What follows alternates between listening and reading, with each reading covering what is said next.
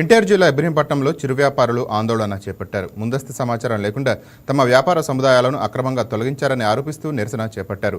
రోడ్డుని నమ్ముకుని జీవనం సాగించే వారిని ఒక్కసారిగా రోడ్డుపై పడివేశారని ఆగ్రహం వ్యక్తం చేశారు. ఈ ఆందోళనకు సిఐటియు మద్దతు తెలుపుగా చిరు వ్యాపారుల సంఘ నాయకులు ప్రభుత్వం చర్యలు తీవ్రంగా ఖండించారు. రింగ్ సెంటర్ వద్ద ఉన్న పెద్ద వ్యాపార సముదాయాలకు ట్రాఫిక్ నిబంధనలు వర్తించవా అని ప్రశ్నిస్తూ చిన్న వ్యాపారులపైన ఎందుకు కఠిన చర్యలు తీసుకుంటున్నారని నిలదీశారు. ప్రత్యామ్నాయం చూపకుండా వారి జీవనాధారాన్ని తొలగించడం పూర్తిగా అన్యాయమని సిఐటియు నాయకుడు మహేష్ పేర్కొన్నారు. వెంటనే చిరు వ్యాపారులకు ప్రత్యేకంగా ఫుడ్ మార్కెట్ను ఏర్పాటు చేసి వారికి స్థిరమైన ఉపాధి కల్పించాలని డిమాండ్ చేశారు.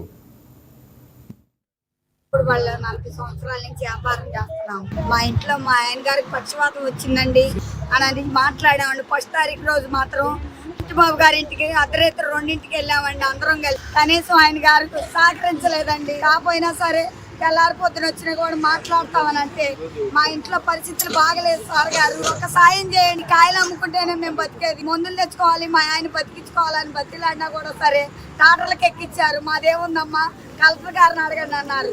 కలెక్టర్ గారిని ధర్నాలు పెడుతున్నామండి. మేము 40 సంవత్సరాల నుంచి ఈ బతుకుతున్నాం. మేము రోడ్డు పాలు చేశారండి. ఆహారం లేక తిండి తిప్పలు లేకుండా మమ్మల్ని బాధలు పెడుతున్నారు. మధ్యలు కట్టుకుంటా ఇంట్లో పరిస్థితులు బాగోపోయినా ఎట్టోగా తిండికి కడితే చాలే, అద్దె కట్టుకుంటే చాలే అని అనుకున్నామండి. ప్రత్యేక న్యాయం చూపిండి, ఉండటానికి ఒక నీడమండి, కొద్దిగా కాయలు అమ్ముకొని బతకడానికి మిమ్మల్ని అడుగుతున్నాం, కోరుకుంటామండి. రింగ్ సెంటర్ లో తోపుడు బళ్ళు గత 40 సంవత్సరాల నుంచి రోడ్డునే నమ్ముకొని బతుకుతున్నారు.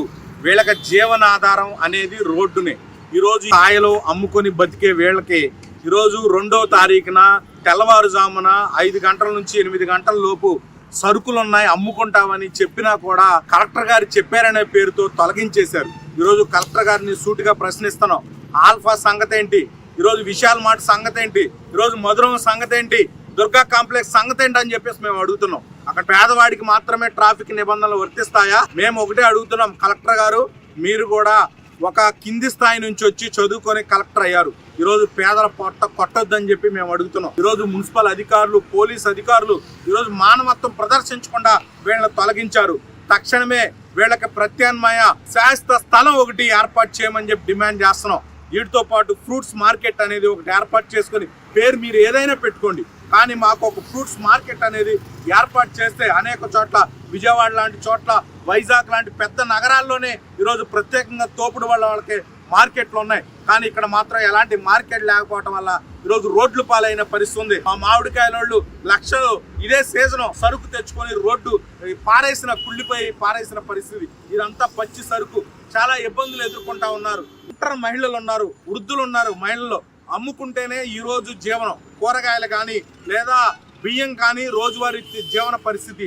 రోజు ఇంటి అద్దెలు ఉన్నాయి, పాల బిల్లు, పిల్లలకి స్కూల్ ఫీజులు, ఇవన్నీ కూడా ఈ వ్యాపారం